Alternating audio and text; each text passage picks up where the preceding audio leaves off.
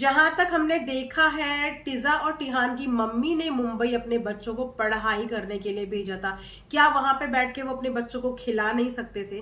क्या अपने बच्चों को वहां बैठ के वो घुमा नहीं सकते थे?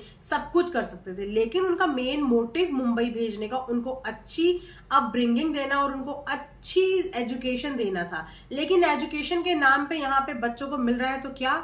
घूमना फिरना, अननेसेसरली गिफ्ट। कल को अगर ये बच्चे अपने घर वापस जाते हैं और अगर इनकी ये डिमांड्स, इनका इसी तरीके का नेचर रहा, और क्या इनकी ये डिमांड्स इनके पेरेंट्स फुलफिल कर पाएंगे?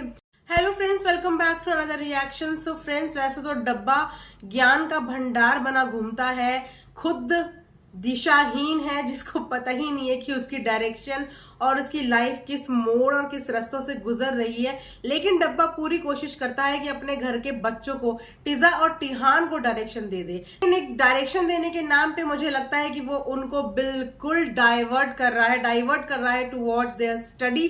क्योंकि हर बार जब देखो डब्बा उनको अपने साथ टांग के हर जगह घुमाने के लिए ले जाता है।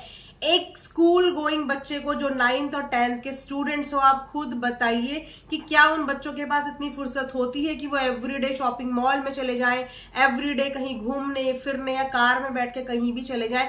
हम लोग भी स्कूल वाले दौर से गुजर चुके हैं, एंड ट्यूशंस, होमवर्क, मैथ्स की क्वेश्चन सॉल्व करके इतना वर्कलोड अपने ऊपर होता था कि हमें फुर्सत नहीं मिलती थी कि अगर हमारे रिलेशन में भी किसी का बर्थडे है कि वो बर्थडे पार्टी अटेंड करने तक हम लोग चले जाएं, क्योंकि हमारा कंसंट्रेशन हमारी स्टडी पे था और हमारे पेरेंट्स का कंसंट्रेशन भी हमारी ही स्टडी पे था। डब्बा ने तो अपना प्रोफेशन चुन लिया कि उसने व्लॉगिंग करनी है, और व्लॉगिंग के सहारे उसने बहुत संपत्ति जोड़ ली, इतनी संपत्ति जोड़ ली कि वो छन्नी को भी अपनी संपत्ति में पाल सकती हैं। लेकिन जो घर के बच्चे हैं, इन बच्चों का क्या फ्यूचर है? क्या आने वाले टाइम पे इन बच्चों को भी ये लोग व्लॉगिंग की ही डायरेक्शन देने वाले हैं कि बेटा कैमरा उठाओ और लग जाओ और शुरू हो जाओ?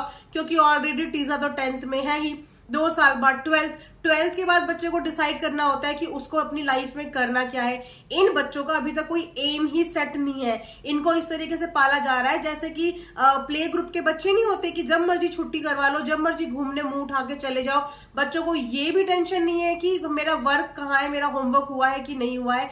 टीजा घूमने फिरने के बाद घर में आकर उसको सडनली याद आता है कि मेरे पास तो प्रोजेक्ट था, मैंने तो अपना प्रोजेक्ट ही नहीं किया। तो एक तरफ ये डब्बा ज्ञान की देवी बनी घूमती है, बच्चों की टीचर बनी घूमती है। ऐसे मत करो भैया भाभी को, देखो अच्छा नहीं लगेगा। अरे जहां पे ज्ञान देना है उन बच्चों को वहां पे ज्ञान दो ना। उन बच्चों को एंटी सोशल बनाया हुआ है, जैसे ये खुद एंटी सोशल है वैसे ही बच्चों को एंटी सोशल बनाया हुआ। उन्हें पता ही नहीं है कहाँ, किस तरह, किससे कैसे बात करनी है। सारा दिन अपने पीछे पीछे लेके घूमती है। और तो और छन्नी के साथ भी इन बच्चों का बिहेव मुझे अच्छा नहीं लगा। छन्नी इनके सारे ग्रुप में मुझे अभी फिलहाल ठीक लग रहा है कि वो बंदा, क्योंकि उसने इतनी लेविश लाइफ, इतनी बोलते हैं पैसे लुटाने वाली जिंदगी शायद देखी नहीं है। और यहाँ पे आके वो क्या देख रहा है? यही देख रहा है कि मेरी बीवी यहाँ पैसे लुटा रही है, वहां पैसे लुटा रही है, 10 रुपए खर्च करने जाती है तो 1000 रुपए खर्च करके वापस आती है।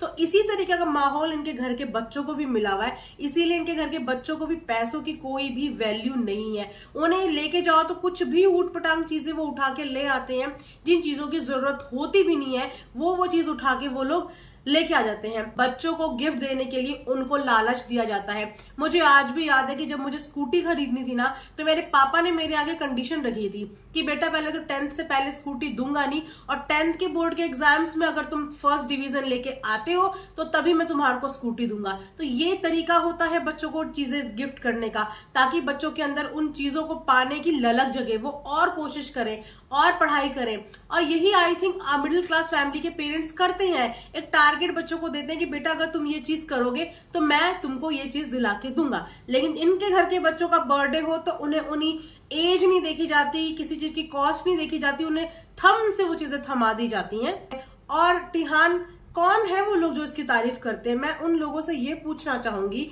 कि ये उसका दिन है कि वो अपने लुक्स पे कंसंट्रेट करे, उसे स्पा जाना है, उसे अपने शूज पे कंसंट्रेट करे। ये उसकी वो एज है जहां पे उसको अपनी पढ़ाई पे कंसंट्रेट करने की जरूरत है।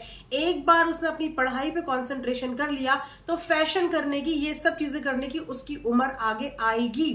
ये शौक और ये महंगी चीजें, लाविश लाइफ भी एक टाइम पे अच्छी लगती हैं।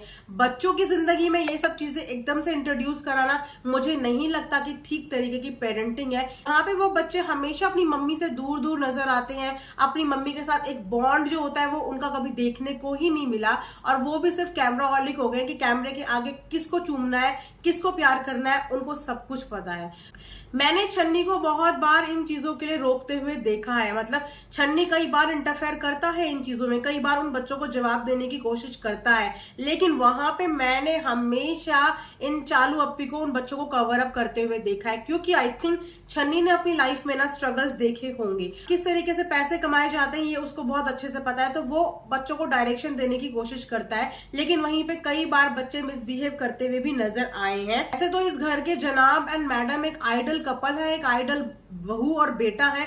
तो इस समय पे जब बच्चों को वाकई में इनकी गाइडेंस की जरूरत है, ये माता पिता, ये आइडल कपल्स कहाँ गायब हो गए? पिता का दर्जा सिर्फ कैमरे में बोलने से नहीं होता। इस समय इनके घर के बच्चों को वाकई में बड़ों की डायरेक्शन की जरूरत है।